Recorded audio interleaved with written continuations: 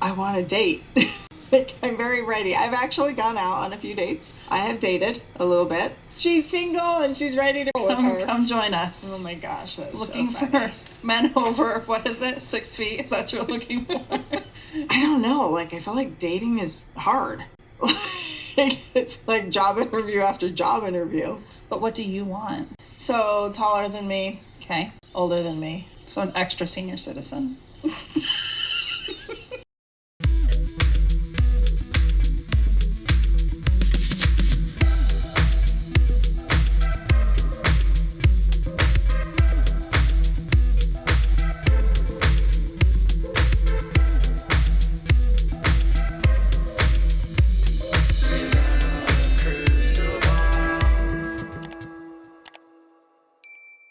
Hey friends, it's Katie from Without a Crystal Ball. Welcome back to my channel. It's Friday, January 17th, 2025. And Kody Brown took I don't know, he has a narcissist playbook and he took the play right out of the playbook where he tells someone that he's either once in love with or still in love with that nobody will ever want to date them. And then takes jabs at that person's friends and says, as long as you're friends with this person, no one will want to date you. There is this thing about the devaluing of their target where they want that person to still feel dependent upon them and feel like they can't actually be happy without them and say, well, no one's ever going to want you because of this.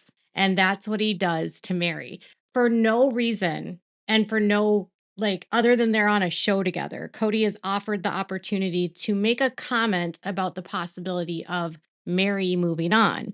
And Kody proves his jealousy by not only degrading Meri, but then degrading her friend and then degrading a future partner. Kody is a jerk. And no matter what he says, and no matter what he says about Meri on the show, he can't let her go. Because if you really didn't care about Meri, you wouldn't have anything to say about what kind of partner she had. You wouldn't have anything to say about whether or not she's material for somebody else. You would just have nothing to say. But he had a lot to say. Let's check it out. I feel like it would be weird to have somebody younger than me. Oh, no, Zona doesn't agree with that. You don't like that? I'm 53. I would like somebody at least 50, but I'm also okay with somebody up to like maybe 60 or 65. I don't know. We'll see. Should we go for a 48-year-old? No, younger. She says younger. 45? Okay, so 45 and up. Yeah. I feel like 45 is the sweet spot. Okay, so Jen and Meri sitting out at the inn. She has her new dog, Zona, who is freaking adorable. I'm in love with her dog. I don't know what kind of dog she is, but she is so cute. I am an owner of 2 hound dogs, and I just love dogs with floppy ears, and Zona is so cute. But when you're back in the dating pool after so many years of being with someone and after being in such a toxic relationship where the guy never really cared for you and was so awful to you, the idea of even having to date and have a conversation about dating would be so strange because what would you even be interested in?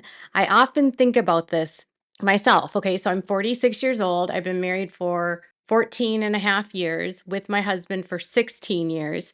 I would have no idea, one, what I would want in a partner, how I would even find the partner, and what to look for and where to look and how to even feel about it. So, like the idea of them just staying very on the surface of, well, I want him to be 6 feet tall or taller, and he needs to be X amount of age. Now, the fact that she's willing to go up to 65 when she's 53, I mean, that's a considerable age gap. That's 12 years. Um, Not bad. I mean, I would think if you want longevity, you probably would want to pick someone closer to your own age. But what am I mean, I'm no one to say anything because my husband is 8 years older than me. I like guys that are older. They seem to have a little bit more maturity. They're more refined. But once you get to a certain age, guys are just their guys. But then some guys just never grow up. I mean, right, ladies? Some of y'all still have husbands that are like children, right? Right. My husband's kind of like a big kid, which makes him a great father. But regardless, this idea of the even having to figure it out when you're 53 would be so wild. But good for her for like being willing to put herself out there, right? No, not 45. 40, That's what I 30. think. That's way too young. 30, Zona. 30? Done. You are a cougar. How about 52? 52? Yeah, 52? Yeah. Yes, 52 would be the youngest. Well, Meri wants an alpha male. She also wants to be in charge. I don't know how that's going to work for her. What I love that about Kody here, what I love is that he thinks he knows what Meri wants in a partner because that was what he was. So he assumes that this is still what Meri would want in a partner. But you would think that if the relationship didn't work, that perhaps Meri doesn't want an alpha male anymore. I don't know how tall Kody is, but I get the sense that he's not that tall. I get the sense that he's like, because he's always competing with Isabel, and I think Isabel's like 5'11", and I think he might be 5'9", okay? But I think he really tells himself he's 5'10", which means he's probably about 5'8". He doesn't look that tall, by the way. And so for Meri to say that she wants someone taller than her, I think that's kind of a dig at Kody. But because he has this inferiority complex about the fact that he's not that tall, often believe that Kody has like short man's Napoleon complex, where he is trying to make up for the fact that he's not a huge guy. And by doing so, he acts like the bravado. You know, like chihuahuas, they like bite your feet and they're like really loud, but they're small. And it's like a way for them to let you know that you should stay away from them. I feel like that's Kody. He's got like Napoleon complex and he thinks he knows everything and he thinks he's the best at everything and he's God's gift to women and he's overcompensating for his own insecurities about the fact that he never hit 5'10" or whatever the height was that he wanted. And I think that Cody's insecurity is ultimately what drives him in degrading everyone around him. Because they always say that narcissists have fragile self-esteem. And with that being said, it makes me laugh that Kody believes that he knows what Meri wants after she's left. So just because you were an alpha male with a Napoleon complex doesn't mean that the next guy she's going to be with is going to be an alpha male with a Napoleon complex. And I don't know that many women that are out there that are like, I want a guy that's an alpha. I want a guy that's just going to take charge and browbeat me and do all the things and be the one that wears the pants. I feel like that is such an old school view of men. You can have a modern guy that doesn't have to be an alpha to have confidence. That doesn't have to be like running the show, running all over you, controlling what you do, what you say, and how you live. Maybe she just wants a partner. And when he says it this way, he says, well, she wants an alpha male, but I don't know how that would work because she wants to be in charge. As though it is so insulting that a woman would have an opinion. Like, oh my God, Meri can actually say what she wants and not have to worry about if it's what the King Napoleon Kody wants. It's so hilarious how he acts. And he reminds me of a narcissist that I used to know in my life back in the day. But it only gets worse. I don't want a control freak. I want somebody who is going to support me in all of my endeavors. I hope she's happy. Hope she finds happiness. She needs to ditch all those mean girlfriends and find a guy if she really wants love. If she wants to find a man, she's going to have to ditch those bitches because he ain't going to put up with that.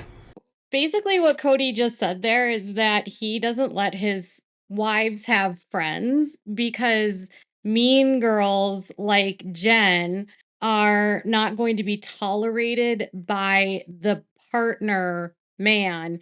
And the only way that Meri can find happiness is if she finds a man and gets in love. Because according to Kody, the only way that you can have happiness is through a marriage and with a man. Which, how did that work out for Meri the first 33 years, Kody? And then the audacity of him to say that he needs to ditch her mean girl friends and then calls Jen a bitch. You know what I think he is? He is so intimidated by Jen. Because yes, Jen can be a little bit of a mean girl. She can be a little bit sassy, snarky, maybe a little bit, I don't know, bitchy. I don't know, snarky. Snarky is a better word. Sassy, sarcastic. And so he because Jen is not afraid to say what she wants, she's not afraid to tell Kody who he is. She's not afraid to tell Meri who she thinks Kody is. She's not afraid to tell Meri that she deserves better than Kody because she does.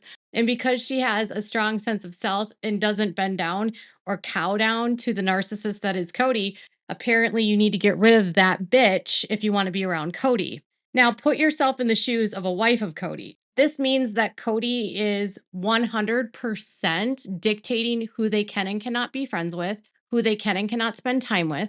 And Kody is of this opinion that if you have a friend, it's he who has to decide who your friend is. Can you imagine living with a partner that dictates who your friends can be? And I did like that Meri says, I don't want someone that has to be a control freak, which Kody is a control freak. He has to control everything. But that's Kody being so bitter and jealous and threatened by a woman with an opinion that he resorts to name calling her by calling her a mean girl and a bitch. Now, even if Jen was a bitch, I'd say Jen's a pretty damn loyal friend, right? She has been there for her for how many years through thick and thin? She helped Meri out when Bonnie died and started working at the inn. She has helped her run her businesses. She has helped Meri with her move. She takes care of Meri's life. I mean, she's just like the epitome of what a best friend is. She's there for Meri when she needs someone to vent to. She laughs with Meri and helps Meri like forget about the crap and remind Meri about what she's worth. Is she perfect? No, but she's a better person than Kody. Jen has been the person who's been more loyal to me than anybody else has. More loyal than anybody in my family. I'm going to keep that person who's going to be loyal. I'm sure that Kody understands that. Did you see what she just did there? She said, and she twisted what Kody had said, and she put it and used that against him. Because Kody said the biggest thing that was the most important to him was loyalty. And he said that Meri was loyal. Remember, he gave her that necklace that was loyal, like Fidelis. And he said that he valued her loyalty to him. But then at the end of the day, the loyalty that she gave him wasn't enough for him to stick around or be a husband to her. But then when it came to Janelle, remember, he sat down with her and he said, you can have what I have with Robin because I have someone that is fundamentally loyal to me. And you can have that if you are fundamentally loyal to me. You can have that whole relationship that I have with Robin if you're loyal like Robin, because he was mad at Janelle for being nice to Christine. And so now Kody is jealous of Meri having a friend that is there for her, having a support system, and someone that sees through his bullshit. And he wants to degrade her and make Meri believe that unless she gets rid of Jen, she'll never find a spouse or a partner. I do think if you watched the live that they did with Amos, like back last year when she was dating Amos, that Jen and Meri do have a capacity to be at times a little bit juvenile and sometimes like they can be like silly and obnoxious. And I do think that Amos had a hard time with that, but I don't think that that means that that's bad. It just means like you need the right person to fit in to the groove. And Meri has been able to have such a close relationship with Jen because she hasn't had a partner. Jen has a partner. She's married. She has kids, but Meri doesn't have a relationship where she can depend on anyone. So Jen's kind of been that placeholder. But it's at some point when Meri does find a partner, she's not going to have as much time for Jen as she does now. That doesn't mean that Jen won't still be important. But if she has and does find the right partner, that right partner will like Jen and Jen will like that partner because that's just how life is. You try to find a way to love the partner that your friend picks. But Meri's telling Kody that like, so you told me that loyalty is what mattered to you all of these years. And so Jen has been more loyal to me than anyone in this family, Kody, and you don't expect me to get rid of her, right? Because you said that Robin was loyal to you and that's why she was the best wife. Kody views his wives in the terms of loyalty like a dog. It's sad, but he's so jealous. And remember when she dated him, Amos. All of those articles came out about Amos and what, his bankruptcies and how many wives he had and all of his clout chasing. And I knew that it was coming from Kody. Kody is so jealous that his wives are moving on. And he's particularly jealous of Meri because I think that Meri was his supply for so long that he can't stand the idea of her being happy with anyone. Like, he didn't want her to be with him, but he doesn't want her to be happy with anyone else. The consummate narcissist and total jerk. So tell me what your thoughts are about all of this in the comments below. Make sure to give this video a thumbs up. Make sure to subscribe to my channel if you haven't subscribed, and click the bell so you never miss a video. Thanks so much for watching. Bye, everyone.